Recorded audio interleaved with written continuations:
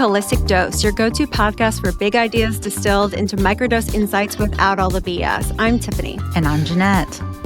And today we're going to be talking about why women aren't happy in marriages today. And I know, Jeanette, you being a divorce attorney, family law attorney, you have so much experience in this area.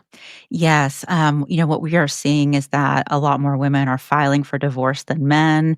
And we are repeatedly hearing from women how desperately unhappy they are in marriage. So I did want to spend some time in today's episode to really dive into that and talk about, what is going on and what we can do about it. But, first I'd like to talk about just gender roles and, what is the traditional gender roles today? And, I think most of us consider the traditional gender roles as wife stays at home, takes care of the kids, husband goes to work and takes care of the family. What was your family like? Did you have a traditional family like that? No, actually I didn't. I had both parents working. My dad was an immigrant and my mom is a second generation. So she worked nights as a nurse and my dad worked the days and they basically traded off on their parenting roles. And then my parents got divorced when I was, I think, around 7.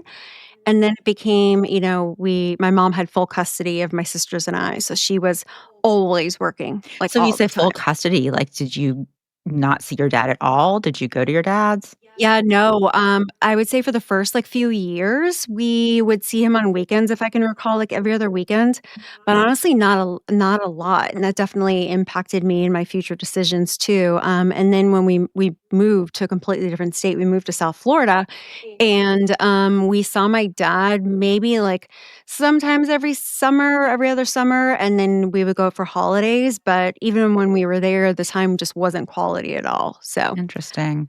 yeah. So before they divorced, when you said they would kind of take turns with the parenting, what about Mhm. the household stuff, like the cooking, the cleaning, the mental load that we hear women complain about often?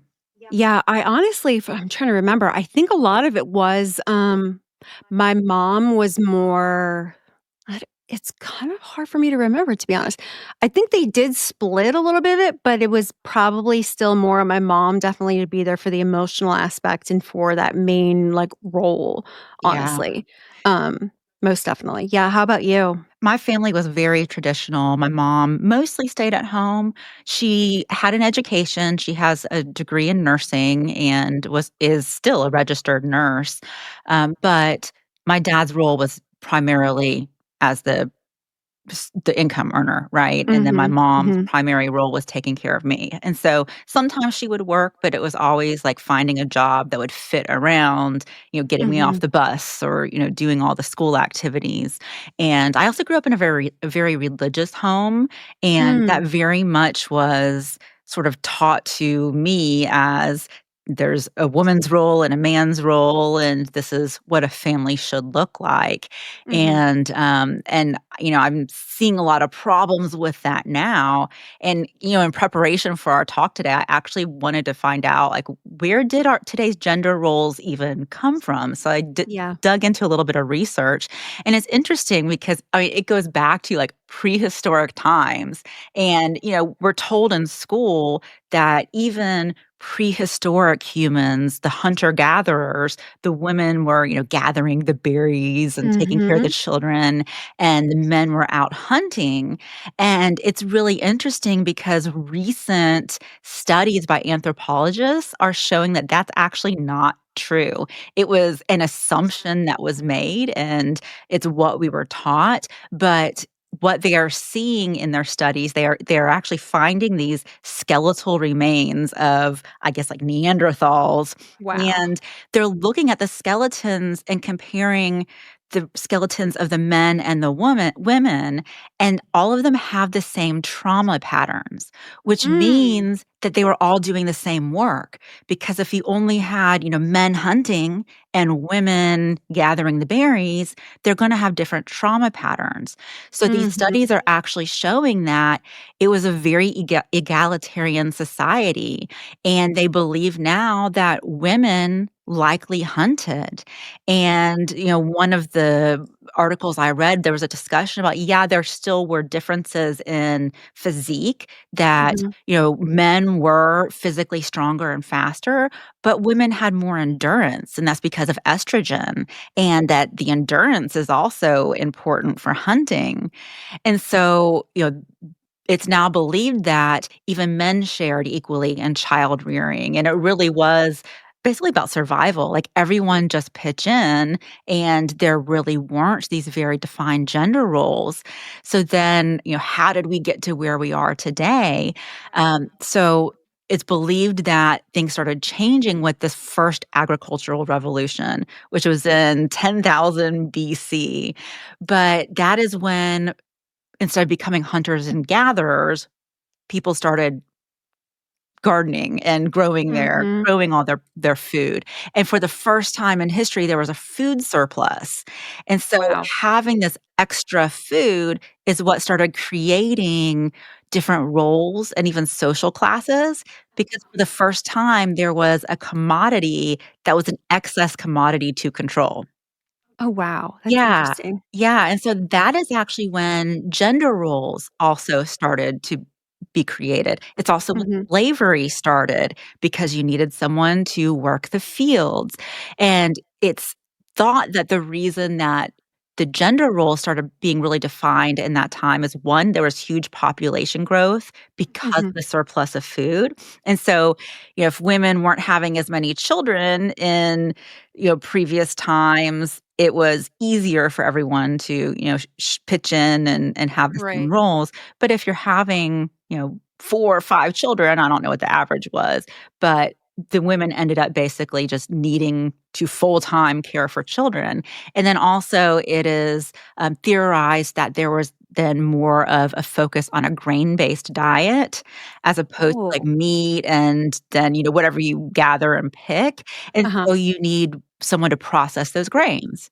And so then the women became, "Okay, I'm watching the kids and I'm processing these grains while the men Mhm. are out working in the field." And so that Right. really started to define these gender differences. And then there were more changes in the Industrial Revolution, which in Britain was 1760 to 1840, but that's when we started getting modern machines that made some of the physical work easier. Mhm. So then Mhm. we do see women starting to actually enter the workforce there, but it's like, because of the historical differences that were in place, women were still given the lower paying jobs in the Yeah. factories, and then it just evolved from there, but we've never gotten to a place where there's equality again, like back in, prehistoric times, and, now women are in the workforce, and, our workforce today, physical strength is practically irrelevant, right? Right. There's It's very definitely few jobs. not needed. Yeah. Exactly, so it's all about our mind, and, Mhm. you know, it doesn't matter your gender to be an excellent lawyer or, Yeah. whatever, doctor, etcetera, but there's still this leftover inequality. And, I think we're even seeing that in modern marriages. Have you seen a lot of, like, the trad wife, kind of movement? And there's nothing wrong. I don't think that, you have to have the same exact roles, but it's just interesting that, people have a very strong belief that this is the way it should be, and Right. even the wrong belief that it's always been that way, and it Mhm. hasn't. It is not that, men and women are born to do something completely different, and history actually shows us that it hasn't always been like that. What is it like, so you're out there dating. What is it Mhm. like as far as what you're seeing as far as gender roles in dating? Oh, yeah. So, and before I touch on that, I had a thought that came to my mind. So my dad is first generation. He's an immigrant from Romania. And I know that even with him, right? So he is very much like grew up in a communist system, and he has in this idea that like women, need to be in dresses and skirts and super feminine all the time. And I was not like the girly girl. Mhm. And even he has this idea in his mind today that because my daughter isn't girly girl, that well, it's like, "Oh, it's because of how your mom dresses." And I'm like, "Well, because I wanna wear jeans to work, just because I wear pants, but I still dress up. Still have femininity in me." And his mindset around money and finances is interesting. He's okay if he were to date somebody that makes more money from him than him. However, he cares about the perception of what other people see. He wants to be the one to hold the credit card to pay, even if it's coming from the woman's bank. Oh, that's so interesting. Yes. So, my experience as far as dating goes, let's see. I think that, because I'm naturally like a super high achiever, I look for that in a partner. And I think, it's funny. I think what men and women think that they like or want in each other is so far different because you see these men and their dating profiles holding up like, the comical, like the fish and the posing with all the common things and showing their chest off and all these things. And what they don't really realize is that um, we don't need them to go and hunt for us to see that they have those skills, and we also do not care about whether they have a six-pack, a 12-pack, Mhm. whatever. We care that they can provide those 6 and 12 packs for us to drink more than anything, and it's the financial security that we wanna make sure of, but we wanna make sure, at least I do, that I can still provide and take care of myself. I think that's just also because how I was raised that, my mom being mostly a single mom, like, and as I am now, I always like to make sure that I can take care of myself and provide for myself no matter what. But Yeah. it's interesting where guys put so much effort into the lies about their age on their profile as well as, you know, the older pictures that they use. Some guys even use AI generated photos. Like if a woman did that, oh my God, like we would be shocked. But all of a sudden they do that, and for me, what's really important is finding somebody who's passionate in what they're doing and can provide, but I don't need them to be a provider for me necessarily. I want them to be of equal level to me or better, Yeah. basically. Yeah, and I think that kind of brings us into, okay, are women and are men unhappy in marriage?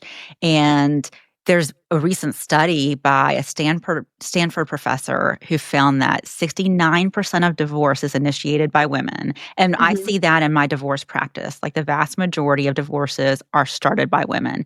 And it's women who are saying that they're not happy in marriage.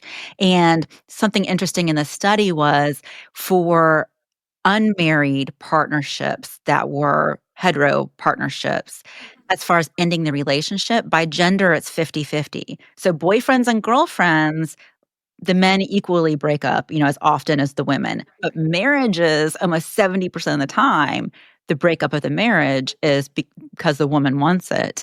Yeah. And, there are several studies that show that married women are less satisfied than married men and that satisfaction is equal between genders for non-married partnerships. So it really is like once we get into marriage, Mhm. women become unhappy Yep. and men also benefit more from marriage and men get so pissed off, and, I'm on, like, TikTok Yes. and Instagram, and I'm very vocal about the work that I do and, what people even need to do to save their marriage. I'll get nasty Right. comments about, "Oh, you just profit from divorce." Hey, like, No. I'm smart, and if divorce went away or, the divorce rate plummeted, I could pivot. You There's can a lot of other things I could do. figure out something else. Yeah. Yeah, but, the reality is that men are just clinging to an outdated system, Mhm. and, I believe that is because that outdated system really benefited them the most. Well, I think that this is also too why you end up seeing so many affairs happening, right? And Yeah, and things like that. It's just like, somebody the people are just not happy in the setup, but it's almost like it's too difficult to go and make a change and uproot and everything, and they kinda have their cake and they eat it too. mhm. So, yeah, ch Yeah, change is hard, and once you bring it to the surface, there's like, "Okay, now I need to do something about it." yeah, and just from my own observations I've helped thousands of people at this point get divorced. I believe that women are not as financially dependent now on men, Mhm. that, historically and even now, the main benefit that women get from marriage is being taken care of financially. Right. But Now we have more women in the workforce that have been in the Mhm. workforce for, any time probably, in modern history. Right. And so women don't have the expectation of all I want from marriage is to be cared for financially, and then Correct. my job is child rearing. We do want emotional intelligence. We Yes. want a supportive partner. We want a best friend. And Someone just to do life with, yes, honestly. and the Mhm. provider aspect, for me, and I know for a lot of people, like, it's important, Yep. but for me, it's more about wanting someone to be able to equally provide. Like, I Mhm. personally don't expect one person to be able to financially take care of an entire family. I'm not saying that's not possible, just for me Mhm. personally, because I do think that's really hard. Like, there's job loss, there's illness, like, I Well, just it's just the pure stress and pressure alone that so exactly. many people go through, like, almost like, "Oh my god, I can't leave and try to go chase my dreams because I hold the boat up for the whole family." Exactly. So for me personally, it being a true partnership where we're both Mhm. equally responsible or close to equally. I get that not everybody makes the same amount of money. Yep. My situation happens to be where we're pretty similar in income. But when I was dating, I would date guys who made, not even six figures, right? Mhm, And that's mhm. fine. Like, it's like, okay, if they're contributing, and especially like, if they can provide health insurance, that would be an attractive thing since, Yeah. with self-employment, whatever.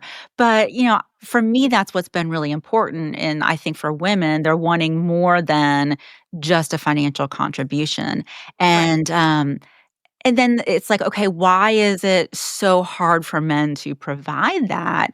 And I think that it's these social standards and even the It is. messages that we are giving to little boys when they're young, and just what we're teaching them. We don't teach boys to be in touch with their emotions. A lot of time it's like Yeah, it's just not accepted. exactly, like a little boy crying and it's like, "Toughen up," and, Mhm, you're not mhm. supposed to have those feelings, but, teaching kids like that is making it so they cannot emotionally connect as Yep. men, Mhm. and women are not going to settle for less than having that emotional connection, and so that's the real just bottom line problem is, Right. um, you know, if women are going to marry, we have to have that, and we're not going to stay in a marriage if we don't. Yeah, I mean, that's kinda why I say just in regards to, like, my dating, if the person is not emotionally aware and in touch with themselves, right? I saw this, one of Mel Robbins' podcast recently, and she explained the concept, and she's like, "You'll never think about people the same after hearing this or learning this, is that we are all adults, we are all a version of an eight-year-old self that has basically never healed trauma. So if somebody gives you, which I've experienced this lately with people, if someone gives you the silent treatment, which is also can be, told as being ghosted, it Mhm. is a little 8-year-old child who was never like you never learned how to handle those emotions and process it, whether you're like, "Oh, I don't wanna speak to them because I might speak out of place or I might be angry or Mhm. this or that." You were never taught, and we just weren't taught as adults. So then we go through these motions and the behaviors, and then it spills into our relationships, and it's like, well, how can you be married to somebody and not feel comfortable talking to them about finances, sex, raising the kids if you know that they're gonna be walking on eggshells or they're gonna lash out at you, and yeah, if I'm gonna enter a relationship and I start seeing that early on and somebody can't handle emotionally just texting me back to say, like, whatever it is, like, "No, I don't wanna go over this," or if they're coming into the relationship with past trauma from their marriages that were again, was unresolved things from their child, then sorry, if you don't bring what the level that I have currently or better, Mhm. I just rather stay single. I have a great, like, happy life, you know? Yeah.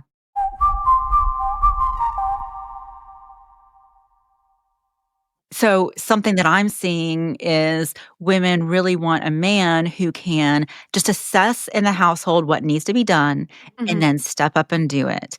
And a lot of times men will say in response, "Well, if you just give me a list, I'll make sure it's all done." Mhm. But then women are like, "No, I don't want to have to take," and we talk about the mental load. Women don't want Mhm. the mental load of having to come up with the list Yep. and then give it to the man to do. And something I hear over and over is women saying, "I feel like my husband is another child Child. because Mhm. I have to make my child lists. I have to give my child directions and tell them exactly what needs to be done," and we don't want that in a husband. No. And one of my favorite, people to follow on Instagram is mom chats. I think there's mom chats and dad chats. There's a husband Oh, and I wife. haven't heard of that Um, one. I actually sent it to you. I just don't think you realize the name of it. It was the woman in this TikTok saying that she mentioned to her husband the other day that Oh, she's yeah. having a hard time feeding herself. And she's Yes. like, I have ADHD, I get Mhm. overwhelmed, That's me. and I'm worrying about what I'm feeding the kids and everybody else, and I'm having a hard time eating." And she said, "You know what? My husband's response was, it wasn't, 'Well, that's stupid,' or 'Let me give you advice on how to fix it.'" Right. She said the next day she opened the fridge and he had meal prepped for her. That's And amazing. yes, and he had made her favorite muffins and even cut them up like she likes them cut up. And there was cut up fruit. And basically, he saw her need, Mhm. didn't judge it, No. saw the need, and then he took care of it. Yeah. And It's honestly, it's no different than if you are in the workplace and you're yeah, anticipating needs of a project or where you can release load from your colleagues, we're all in the support system, right? So it's no different. So I don't know why yeah, not just you're doing it right. inherently at Because home. men are so good in the workplace, and it is, like, the same thing. If you're a part of a team, you don't Mhm. if you're at work and you're someone who always needs very specific instructions and a list, you're not going to achieve as much. You are valued when you can see the problem, when you can figure out what needs done, and you get it done, and the same thing at home. Well, those traditional workplace rules kind of also take place. One of my former colleagues and I, we used to always, I saw some Instagram posts on this, something like this. Like, if you think about a traditional office workplace, like someone's getting married, having a baby, having a birthday, who's planning all those things? Yeah, it's the women. If there's a group meeting and they need a note taker, who's taking the notes? Or if they need lunch ordered. Yep. Yeah. Yep, and it's not even them defaulting because not every office space has, a Mhm. receptionist or somebody whose role that is. It's just to default. It's almost like, "Oh, wow, I never even thought to do that. Well, we'll just lean on so and so to Yeah. handle it." Well, that makes me No. think of offices I've been at that are actually mostly women, but there would Mhm. still be the person that we called the office mom, right? Like, have you Right. had that? "Oh, this is the office mom. She's the one who, makes sure everything's taken care of," and I never But really even thought still, about that it gets until now, exhausting. but that's kinda bullshit. Yeah. We shouldn't need an office mom. Everybody should be just looking for what needs to be done and getting it done. Mhm. That's very interesting. Exactly. And Uh-huh. what have you seen much weaponized incompetence in your relationships? Well, give me an explanation, like, what do you mean? So my mom actually, when I was growing up, would call it strategic incompetence, but Okay. now it's actually like Like playing dumb, like, "I don't yes, know how to do that?" purposely Hmm. doing something wrong, so you're not actually expected to do it right, and it's something that a lot of women repeatedly say, "This is a problem in my relationship." Like, I'm trying to think of an example, just Yeah, give me an example because I was always the one that because like, I definitely have more masculine energy because I was raised by a single mom, and then I had to figure a lot of things out for myself, so, like, I was the one who like, my mom taught me how to use a power drill, how to paint walls, how to spackle yeah. walls. I can fix so many things and put things together, so I oftentimes sometimes can be the woman that's teaching the man Yeah. sometimes too, which Yeah, I I mean, it's usually with, like, domestic things or Mhm. things that are more traditional for a woman, like, "Hey, cook dinner," or something, and they'll basically purposely do a half-assed job so Mhm. that it makes it easier for So, the like, they'll woman. never ask me to do that Yes, again. for the woman to be Mm. like, "You know what? It's easier for me to do it."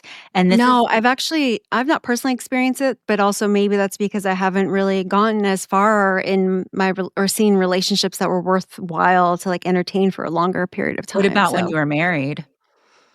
no, actually, because he was raised more by his mom and, his aunts, like, he knew and did a lot of the traditional Thing. household things, but I had to teach him more of the other roles. Like Interesting. yeah, it was a very different dynamic, like, really Yeah. different. Mhm. Yeah, and then the mental load as well as far as, who's planning the calendars, and this one, like, I get onto my husband Jeff about, like, even so we're at the beach now or, of course, Mhm. all on vacation, and, like, his daughter booked some volunteer stuff during our vacation, and and that's why they're leaving today, like, and Oh. she texts the family group chat, and she's like, "Hey, I'm volunteering at the Dogwood Festival on this date," and Like, "What?" like, this is my stepdaughter, like, I just feel like, my husband should have been the one to say, "Hey, that's during family vacation, you're gonna have to cancel it." Mhm. And that did not like, he was just completely silent. And so I just Mm. respond and say, "Do you know that's during spring break?" And then Eva says, "Yeah." Like, "Okay, I guess So you we'll." had to be, like, the bad one Yeah, I if you were to put a stop to it. exactly. Mhm. Like, "Okay, I guess we'll end our vacation on Thursday," but, like, I don't feel like that's what should have happened. I feel like dad and, if it would be And you different didn't feel like you had the right place and space 'cause I'm because you being the stepmom. stepmom. Mhm. Exactly. I just Mhm. feel like dad should have taken this part of the mental load. He knows when spring Jeff. break is. I know, right? I've told him a million times the dates of spring break, like, Yeah.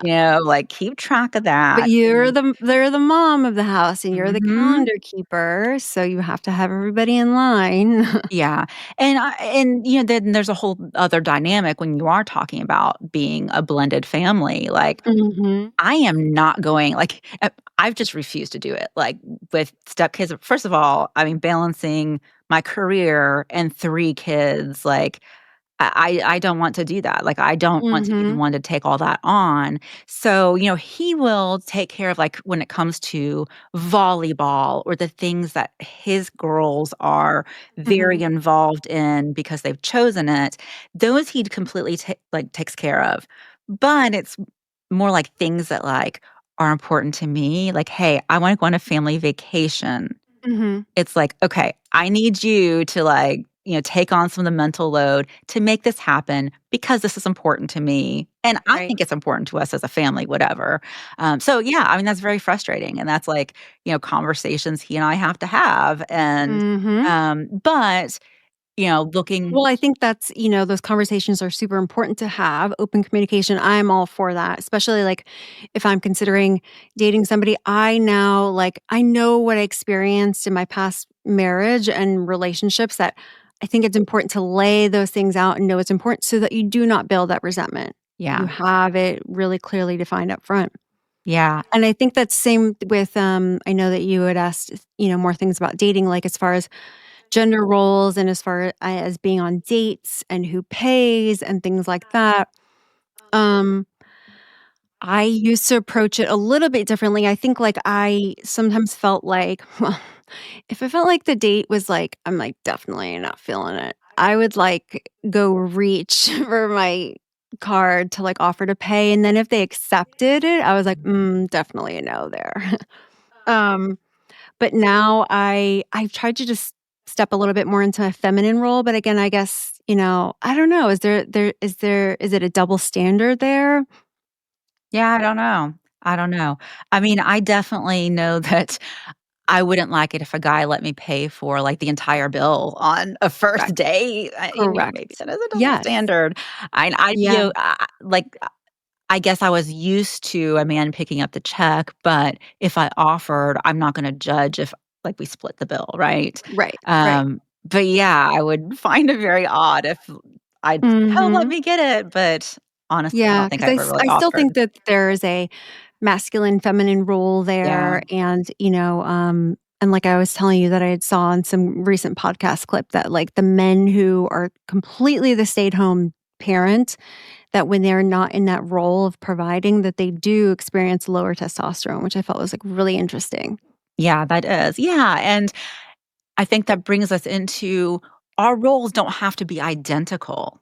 Mhm. It's just that we are wanting, more of the emotional part from a man than I think traditionally in, centuries in the past Mhm. that they have been used to providing. But yeah, we're not saying that like we have to be like carbon copies of each other Right. and have the exact same roles. And I do think it's fine if a woman wants to stay at home.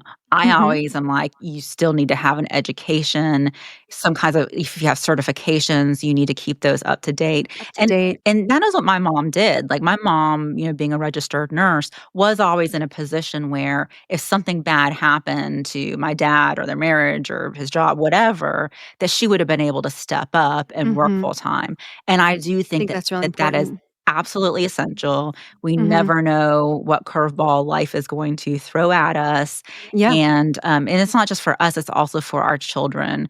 Yeah. Because, and this is kind of going off on a tangent, but as far as divorce, when people talk about, oh, the horrible effects of divorce and it messes up kids and it's just devastating, it's not the divorce, it's the poverty after divorce, and Correct. this is backed up in, like, all kinds of studies where, I'll even see comments of the angry men on my, social Yeah. media who they talk about. I don't know if it's one study, if there's multiple studies, about outcomes of kids after divorce, and there's one or maybe more that shows that kids do better when the dad has custody.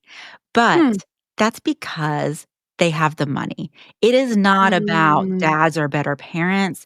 It's about it is way more common for a woman to have, a deadbeat ex-husband who's not paying child support, Oh, and the women are living in poverty. right. So, So that then is that makes sense. exactly, because when you have the single mom who, is working 2 jobs, making minimum wage and is Right. never home, the kids aren't especially if they have a dad who's absent, and the Mhm. kids aren't gonna do well in school. They're gonna be doing drugs. They're, gonna be out on the Yeah. streets getting into trouble. Yeah. So, it really is an issue where women need to be educated. Women need to be able to be in the workforce if something happens where that's needed. But, do what makes you happy, right? I mean, very much believe like all of us want different things and, there's not a right or wrong way to have, conduct your relationship. It just needs to Right. be by mutual agreement, like you're both on the same page and Mhm. you're both fulfilled. And the bottom line is what we're seeing in a lot of marriages is people are not on the same page and Yeah. women are not fulfilled. And that's really, And people are just not talking about it, honestly. yeah, And I think they're scared, and this is where, like, I hope that we can offer this as a sounding board for people, but, because we've been through it ourselves, but I think that friends are kinda scared to bring this conversation up amongst each other, because nobody wants to hint at being the one, and then you're looking at the outcast, but, like, it's happening more and more. Just yeah. people are kinda suffering in silence. Something else I've observed in some of my female friends who are married and also career oriented Mhm. is sometimes without even being asked, they just step up to take too much on. Yeah. And, I'm thinking of, like, one friend in I do this in particular, work in general. really, like, when I went to visit this friend, like, she had the much more demanding job than the husband, and they Mm. had kids, and, he would get home from his shorter workday and put his feet up and be, like, watching TV with a beer, and she would get home and, like, be cooking dinner and, like, picking Mhm. up toys and making sure kids got their baths, and it's like and, of course, I don't know what's going on behind closed doors. Maybe Sure. had been a bunch of conversations, but I do think that women a lot of us put that expectation on ourselves We do. that, okay, I want to have a job, but it's also my responsibility to be the parent and, make sure all these things get done. And It's like you can still to get do your career, that's great, but don't forget about what all of these other things you have to do here too. Yeah, and it's not realistic to put Mm-mm. that on us, onto ourselves, and to not expect that our partner be able to step up and do some of those things. And in those situations, I do think that those are some of the people who end up becoming the most upset and resentful, but Mhm. they didn't have those conversations, and Yeah. they just kind of wore themselves out. So have those conversations, because it's not fair to men if we're not being vocal about it and being really clear about, hey, here's what I need. And you very well may need a therapist to help you have those conversations. Because men, y- my observation is, um, women will say, I have said something over and over and over. And it's like, for Yeah. some reason, it doesn't sink into the man until it's gotten to the point of it being really bad. Well, when it's for the woman, when she's done, Yes. you know? Yeah, and usually by that time, she's, like, asked repeatedly. Yeah. She's over So, it. I do think that early on, you have to get a therapist involved, Mhm. if you're not getting through to your spouse, then try to use a therapist to get through to your spouse. And then ultimately, I mean, some men are not going to change. Some men are not going to be Mm-mm. willing to, provide these other things that women are wanting. So I guess that brings us into, okay, here's the situation that we are seeing in society. We're seeing that the traditional marriage is not working for women. Right. 70% of divorces are initiated by women, and then of the people who aren't divorcing, I still think there's a lot of unhappy women who just aren't divorcing out of fear or, religious reasons, whatever. So what do we do with this? Like, Yeah. you know, what as women, what do we do to change that unhappiness? Maybe we can't change men, but how do we make ourselves happy? Yeah, Um and I also wanna make sure we're clear and fair in that it's not just this is not just, like, women aren't happy and this is a one-sided thing because I do see a lot of even some of my female friends who just aren't real with themselves as far as their expectation goes. They feel as though they need to have and women who are in the dating realm, they expect a man to provide everything and their own happiness as well, and I'm not Yeah. on board for that.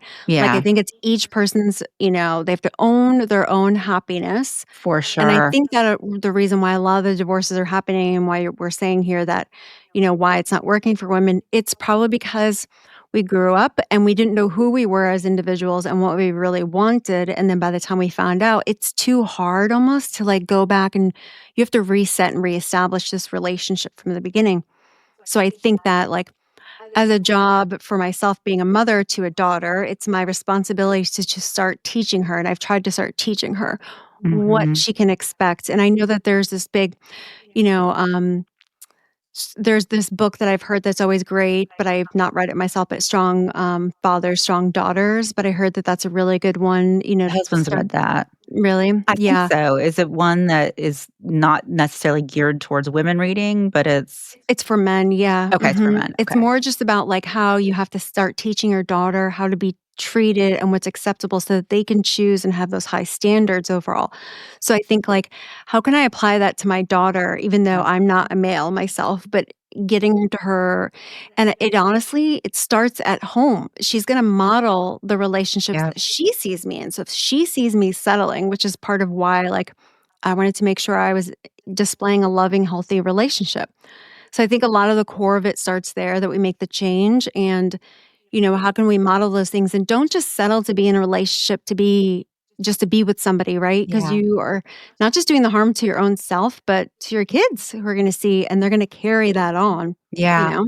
Yeah, that brings up, like, 2 really important things to me is, one, as a mom raising a boy, Mm, to really teach our boys emotional intelligence and talk yes. about your feelings. Don't Mhm. bottle them up. And it's It okay. is okay to cry, to be in touch with your emotions. That's actually a Mhm. very good thing. And then, when you say don't settle, I don't know that marriage necessarily works for most of us. And I Yeah, think that we need to embrace we might not need marriage. Not right. everybody, right? It's okay to not marry. It's okay to never marry. And I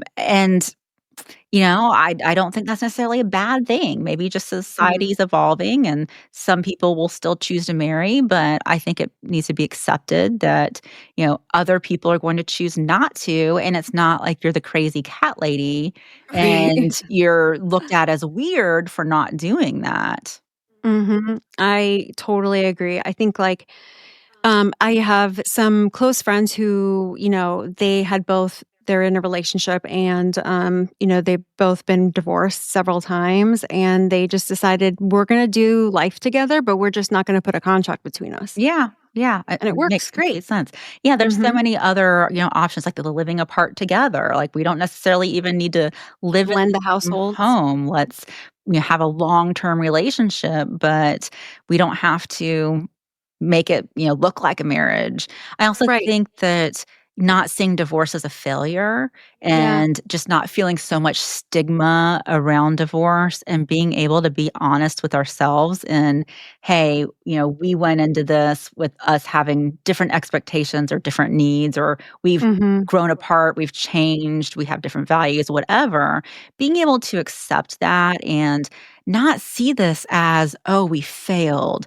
You know, Right. I think that you can have had a successful relationship for several years, and it was a beautiful thing, and, respect what it was, but then say, "But now it's time to move on," and it not be seen as this horrible, devastating thing.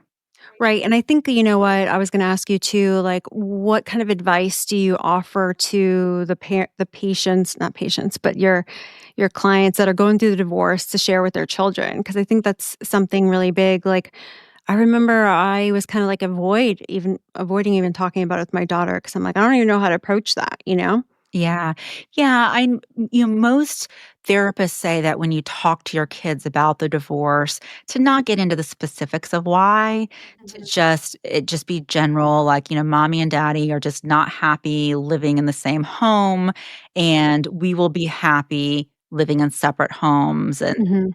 that doesn't our family's not gonna change, we're still a family, you're still gonna see us both a lot, we're still, mom and dad, we're still gonna make decisions together, etcetera. Yeah. But then, certainly in raising them, having those conversations when they're older about, "Hey, here's what I recommend you look for in a relationship, and here's what I've found from my experience matters, and, Mhm. how to have the most successful relationships." Definitely. All right, so we talked about a lot of really great things today. And I think the takeaway is at the end of the day, marriage isn't broken because women are expecting too much. It's Right. that for too long, we were expected to settle for too little. And women are Mhm. evolving emotionally, financially, socially, and the traditional model of marriage just hasn't kept up. So I'm hoping that today's conversation has helped our listeners feel validated and maybe even inspired to reflect on what you truly want from a partnership.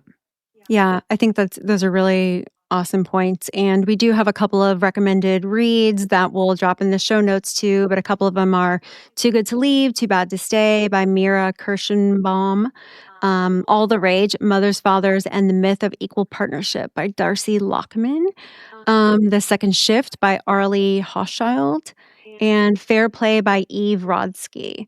But also, you guys can follow Jeanette on TikTok. She has a lot of great content. She's at ATL Holistic Family Law on TikTok. She is just follow her, give her a follow. We would love that. And let's close this out with like a little moment of gratitude that we'd like to do. So, All you want to right. kick us off? Yeah, I am very thankful that we are at the beach right now, and our kids are with us, Yeah. and it's just been a nice family trip, and it's been really nice to be able to just unplug from work for a few days. And it's a little bit cold here, but Yeah. it's still been beautiful, and I'm very thankful that we've been able to do this. I couldn't agree more. I was saying to my daughter, just making a shift in my career and doing something that's for me has allowed me to, the first time in my life, be actually truly more present with her. I haven't received panic emails or text Mhm. messages or everything. So it's like, I think that was like a lot of what we talked about in our past few podcasts about, it's hard doing big changes and things for yourself, but it's so rewarding Yeah. and just to experience that on this vacation with you guys. And I'm so happy.